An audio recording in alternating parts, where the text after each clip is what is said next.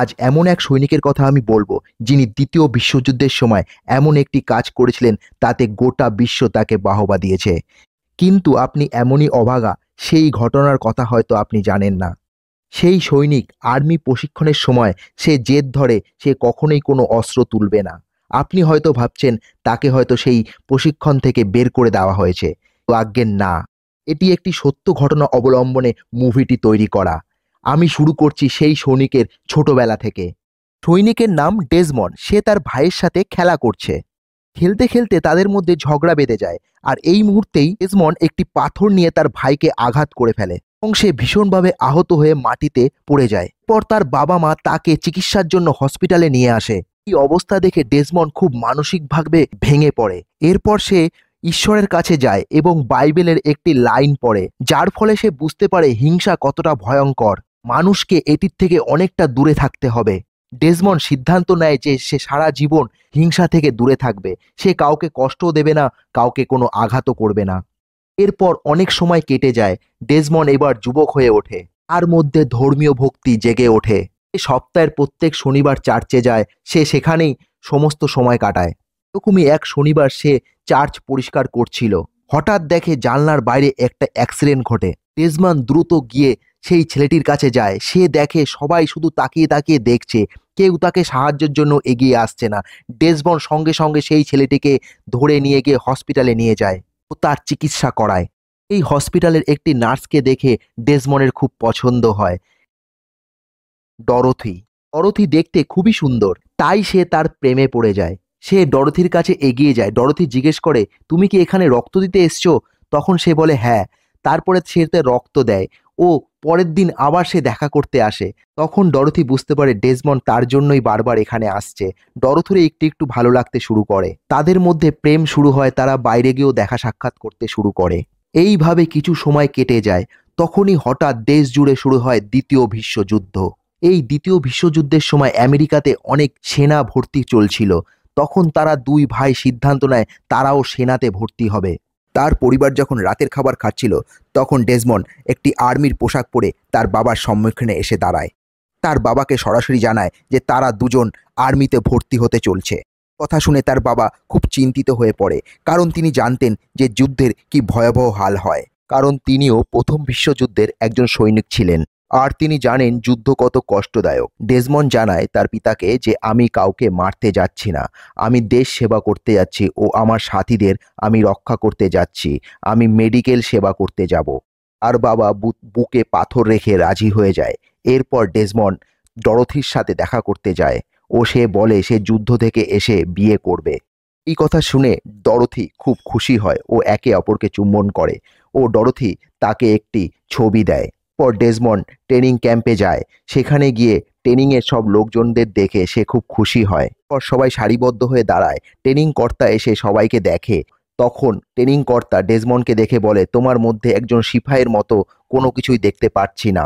এরকমভাবে তাকে তিরস্কার করে, কিন্তু ডেজমন্ডের এইসব কথা কোনো কিছু খারাপ লাগে না। সে সেটাকে হাসি মুখে মেনে নেয়। ট্রেনিং শুরু হলে সমস্যার সূচনা হয়। সবাইকে বলা হয় অস্ত্র তুলতে ও গুলি করার অনুসরণ করতে। সকলেই বন্দুক তুলে নেওয়া শুরু করে, কিন্তু যখন ডেজমন্ডের পালা আসে সে মানা করে। সবাই অবাক হয়ে জিজ্ঞাসা করে, তুমি কি করছো? ডেজমন্ড বলে, আমি মেডিকেল কাজে এসেছি, আমি কখনোই কাউকে হত্যা করতে পারবো না। এই কথা শুনে অধিনায়ক খুব রেগে যায় ও সাথে সাথে তাকে ক্যাপ্টেন গ্রোভারের কাছে নিয়ে যাওয়া হয়। ক্যাপ্টেন গ্রোভার তাকে প্রশ্ন করে, তুমি কি এখানে আমাদের হেয় করতে এসেছো? সৈনিক হতে চাও কিন্তু বন্দুক ধরবে না, এটা কিভাবে সম্ভব? ক্যাপ্টেন গ্রোভার অনেক রকম চাপ সৃষ্টি করে ও তাকে ভয়ও দেখায়। ডেজমন্ড জানান, আমি এখানে কাউকে মারতে আসিনি, আমি আমার সহস্র সৈনিকদের বাঁচাতে এসেছি এবং আমি তাদের চিকিৎসায় সেবা করব। ক্যাপ্টেন বলেন, তোমার আর কোনো ইচ্ছে আছে কি? তখন ডেজমন্ড বলে, আমি শনিবার দিন অনুশীলন করব না, ওই দিন আমি চার্চে যাই। তখন ক্যাপ্টেন বলে, তুমি যদি বন্দুক না ধরো তাহলে আমি তোমাকে মেডিকেল ফিটনেস আনফিট বলে তোমাকে বাড়ি পাঠিয়ে দেব।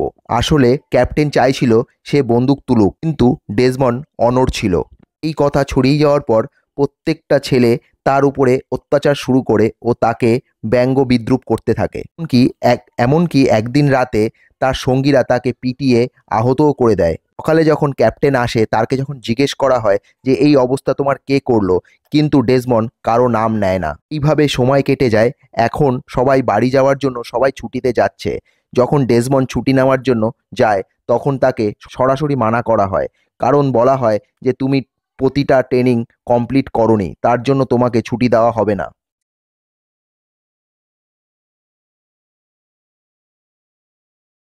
কিন্তু ডেসমন্ড অটল থাকে যে সে কখনোই বন্দুক ধরবে না। এরপর সিনিয়র বলেন যে সে নিয়ম ভেঙেছে এবং নিজের সিনিয়রের আজ্ঞা পালন করেনি, তাই তার বিরুদ্ধে কোর্ট মার্শাল হওয়ার সিদ্ধান্ত নেওয়া হয়। এদিকে ডরোথি অপেক্ষা করতে থাকে যে ডেসমন্ড আসবে, কিন্তু সে খোঁজ নিয়ে দেখে ডেসমন্ড আসেনি। এরপর ডরোথি ডেসমন্ডের কাছে আসে ও সব কথা শোনে। ডরোথি তাকে বোঝানোর চেষ্টা করে, কিন্তু ডেসমন্ড জানায় এইসব তার নীতির বিরুদ্ধে। তিনি বলেন আমি কোনো বন্দুক ধরতে পারি না। সব কথা শুনে বোঝা যায় যে ডেসমন্ড অনড় থাকছে। সেনা দ্রুত তাকে কোর্ট মার্শাল করবে। ফলে ডেসমন্ডের পিতা সম্পূর্ণ ঘটনা জানিয়ে ডেসমন্ডের সব ঘটনা তার বাবা শোনার পর সেনা প্রধানের কাছে একটি আর্জি জানায় ও ডেসমন্ডের কোর্ট মার্শাল থামিয়ে দেয়। এরপর ডেসমন্ডকে ছুটিও দেওয়া হয়। ডেসমন্ড বাড়ি ফিরে আসে। বাড়ি ফিরে এসেই সে ডরোথির সাথে বিয়ে করে নেয়। বিয়ের পরদিনই খবর আসে যুদ্ধ শুরু হয়ে গেছে, তাই সে যুদ্ধে যোগ দিতে চলে যায়। এরপর যখন সে যুদ্ধক্ষেত্রে পৌঁছায় তখন সেখানে গিয়ে তার খুব মন ব্যথিত হয়, কারণ এখানে সেখানে লাশ পড়ে আছে। তার চোখে শুধু লাশ পড়ছে। সবাই যুদ্ধের জন্য প্রস্তুতি নিতে থাকে। আমরা বুঝতে পারি যে লড়াইটা অনেক দিন ধরেই চলছিল। সৈন্যরা প্রতিদিন সকাল থেকে সন্ধে পর্যন্ত লড়াই করতেই থাকছে। লড়াই করার জন্য পাহাড়ের উপরে উঠতে হবে, কারণ উপরের এলাকা জাপানি সেনারা দখল করে রেখেছে। তাই সমস্ত সেনা উপরে উঠে হামলা চালায়। এখানে হত্যাযজ্ঞ শুরু হয়। জাপানি সৈন্যরা আমেরিকানদের জীবন্ত পোড়াচ্ছিল। এদিকে গোলাগুলি চলছিল। এদিকে ডেসমন্ড আহত সৈনিকদের চিকিৎসা করতে শুরু করে দেয় ও তাদের সেবা শুশ্রূষা করে। সে এক জখম সৈনিককে দেখে যে যিনি এক সঙ্গীকে হত্যা করতে যাচ্ছিল, ডেসমন্ড তার জীবন বাঁচায়। এটি দেখে সে প্রভাবিত হয়। ডেসমন্ড একে একে সব আহত সৈনিকদের নিচের দিকে পাঠাতে শুরু করে। যাদের অবস্থা খারাপ তাদের সাহায্য করে। যুদ্ধ চলতে থাকে। ডেসমন্ড সাহসের সাথে তার কাজ চালিয়ে যায়। যারা জেমসকে পিছনে ঠেলে দিয়েছিল তারা সামনে এগিয়ে যায়। সন্ধ্যা হয়ে গেলে লড়াই থামে। রাতের জন্য সবাই বিশ্রাম নেয়। সেই সময় যে সৈনিকরা জীবন ডেসমন্ড বাঁচিয়েছিল সে তার কাছে আসে এবং ক্ষমা চায়। ডেসমন্ড কোনো অভিযোগ রাখে না। পরের দিন বড় সৈন্যবাহিনী আসে, আগের চেয়েও বেশি শক্তিশালী। আমেরিকানরা জানতে পারে জাপানিরা সৈন্য দীর্ঘ একটি সুড়ঙ্গ খুঁজেছে, যা তাদের শক্তি বাড়াচ্ছে। আবারও সংঘর্ষ শুরু হয়। বহু আমেরিকান সৈন্য নিহত হয়। উপরের ঘাঁটিতে তো লড়াই চলছিল, সেখানে জাপানি সৈন্যরা লড়াই করছিল। তার জন্য আমেরিকানরা এয়ারফোর্স পাঠাতে বাধ্য হয় এবং তারা পরের দিন ভোরবেলা এয়ারফোর্স পাঠিয়ে সমস্ত জায়গাতে ধ্বংস করে দেবে। এই কথা জানতে পেরে ডেসমন্ড ভাবে উপরে তো আমাদের আহত সৈনিক আছে, তারাও তো সেই এয়ারফোর্সের জন্য মারা যাবে। তাই তারা শীঘ্র ও তাড়াতাড়ি করে তাদের নামাতে শুরু করে। সে দড়ির সাহায্যে একে একে সমস্ত সৈনিকদের নিচে নামায়। ডেসমন্ডের হাত ছিলে যায়। ঈশ্বরের কাছে প্রার্থনা করে যে তাকে সে শক্তি দিক, যাতে সে সব সৈন্যদের বাঁচাতে পারে। সকাল হতে হতে সমস্ত সৈন্যকে ডেসমন্ড নিচে নামিয়ে নিয়ে আসে। ডেসমন্ডের সাহস দেখে সিনিয়র অফিসাররা মুগ্ধ হয়। তারা বুঝতে পারে যে সে নিজের জীবন ঝুঁকিতে ফেলেও সকলকে বাঁচিয়েছে। পরে আমরা মেডিকেল ক্যাম্পের সিন দেখতে পাই, যেখানে দেখা যায় আহতর সংখ্যা অনেক বেশি বেড়ে গেছে। এটি দেখে মেডিকেল অফিসার খুব অবাক হয় এবং সৈন্যদের জিজ্ঞেস করে। তারা জানান যে রাতভর সৈন্যদের উপর থেকে নিচে নামানোর কাজ হচ্ছিল। সেই কাজটি করেছে ডেসমন্ড। এই কথা শুনে সে চমকে যায় এবং সে ডেসমন্ডের আসল ক্ষমতা সম্বন্ধে জানতে পারে। এরপর আমরা দেখি ডেসমন্ড বহু সৈন্যদের নিচে নামিয়ে নিয়ে এসছে এবং এখন সে ফিরে আসে। এর মাঝে একটি সময় গোলাগুলি হওয়ার সময় সে একটি গুহার মধ্যে ঢুকে যায়। সেখানে দেখে তাদেরই শত্রু জাপানি সৈন্য ওর ভিতরে আটকে আছে আহত অবস্থায়। সে তাকেও সেবা করে। সেটা দেখে জাপানি সৈন্য খুব অবাক হয়ে যায়। এরপর যুদ্ধ শেষ হয়। যারা বেঁচে গেছে তারা চিকিৎসা পায়। শত্রু বাহিনী আত্মসমর্পণ করে এবং ডেসমন্ড ঈশ্বরের সঙ্গে সময় কাটাতে চায়। এরপর গ্রোভার আসে এবং ডেসমন্ডকে বলে যে সে তার জীবনে এরকম সাহসী মানুষ আগে কখনো দেখেনি। শেষে ডেসমন্ডকে আমেরিকার সর্বোচ্চ সম্মান মেডেল অফ অনার দেওয়া হয় এবং সেটাও আবার হ্যারি ট্রুম্যানের হাত দিয়ে।